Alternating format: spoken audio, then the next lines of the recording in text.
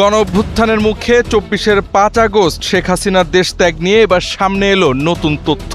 সামরিক সূত্রের বরাতে প্রকাশিত তথ্যে জানা গেল কারা তাকে গণভবন থেকে সরিয়ে নেন, কোন হেলিকপ্টার ও বিমান ব্যবহার করা হয়, পাইলট ছিলেন কারা এবং কিভাবে পুরো রেস্কিউ মিশন পরিচালিত হয়। দৈনিক যুগান্তরের এক প্রতিবেদনে উঠে এসেছে বেশ কিছু গুরুত্বপূর্ণ তথ্য।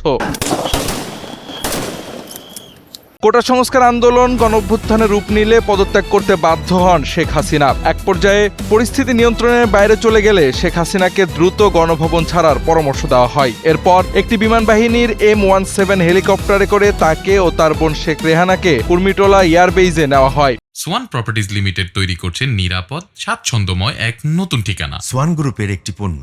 জানা গেছে হেলিকপ্টারটির পাইলট ছিলেন এয়ার কমোডর আব্বাস এবং co pilot group captain Raihan Kabir. এ সময় তেজগাঁও বিমানবন্দরে কর্তব্যরত উইং কমান্ডার কানিজ ফাতিমা সংক্ষিপ্ত বেতার বার্তায় রেস্কিউ মিশনের অধীনে সামরিক হেলিকপ্টার উড্ডয়নের বিষয়টি ঢাকা ট্রাফিক কন্ট্রোলে জানান। এ সময় বিমানের ভেতরে অবস্থান করছিলেন হাসিনা তৎকালীন নিরাপত্তা উপদেষ্টা ও ঘনিষ্ঠ আত্মীয় মেজর জেনারেল তারিক আহমেদ সিদ্দিকী, তার স্ত্রী শাহিন সিদ্দিকী, তাদের 2 কন্যা এবং জামাতা। কুর্মিটোলা আগে থেকে ইঞ্জিন চালু অবস্থায় অপেক্ষা করছিল বিমান বাহিনীর একটি C-130 জুলিয়েট সামরিক পরিবহন বিমান। সেখানে কয়েক মিনিট অবস্থানের পর শেখ হাসিনা ভারতের উদ্দেশ্যে রওনা হন। এই বিমানটির পাইলট ছিলেন এয়ার কমোডর শামীম রেজা এবং co pilot wing commander Mahfuz. নিরাপত্তার স্বার্থে উড্ডয়নের সময় বিমানের ট্রান্সপন্ডার বন্ধ রাখা হয় এবং প্রচলিত রুট এড়িয়ে ফ্লাইট পরিচালনা করা হয় ভিন্ন রুটে। পরে ভারতের আকাশ সীমায় প্রবেশের পর কলকাতা ATCর সঙ্গে যোগাযোগ করা হয়।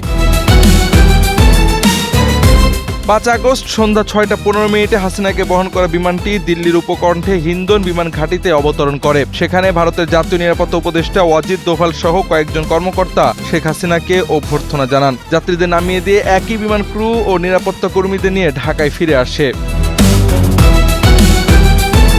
সামরিক সূত্রের ভাষ্য অনুযায়ী পুরো রেস্কিউ মিশন ছিল 2 ধাপে। প্রথমে হেলিকপ্টারে গণভবন থেকে কুর্মিটোলা এয়ারবেইজে স্থানান্তর, এরপর সামরিক বিমানে ভারতে পৌঁছে দেওয়া। এই মিশনের সার্বিক সমন্বয়ের দায়িত্বে ছিলেন বিমান বাহিনীর তৎকালীন কর্মকর্তা গ্রুপ ক্যাপ্টেন আবু সালেহ মান্নাফি। তবে এসব তথ্য এখনো স্বাধীনভাবে যাচাই হয়নি এবং এ বিষয়ে সরকারের বা সশস্ত্র বাহিনীর আনুষ্ঠানিক কোনো বক্তব্য পাওয়া যায়নি।